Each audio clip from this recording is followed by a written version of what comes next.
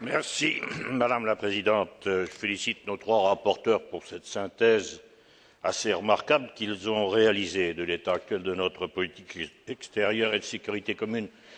Monsieur le haut représentant, vous le savez mieux que tout autre, l'Europe est attendue aujourd'hui sur la scène mondiale pour y prendre la place que lui assigne sa puissance économique et démographique et la richesse de ses valeurs démocratiques et humanistes.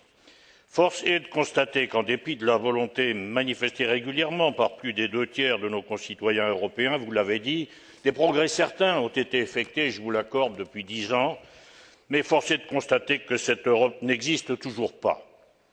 S'il en fallait une illustration récente, son effacement dans la solution du nouveau drame au Proche-Orient serait là pour le démontrer.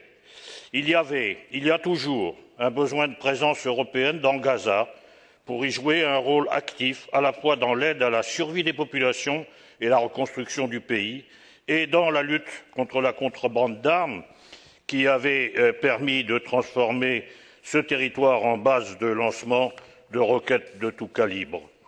En dépit des bonnes paroles prodiguées à Sharm el-Cheikh et à Jérusalem, rien n'a encore été fait à cet égard. Je renouvelle ici une question déjà posée à l'occasion de la crise libanaise. Quand pourrons-nous, Monsieur le haut représentant, espérer le déploiement d'une flotte européenne en Méditerranée comme nous en avons mis une en face de la piraterie?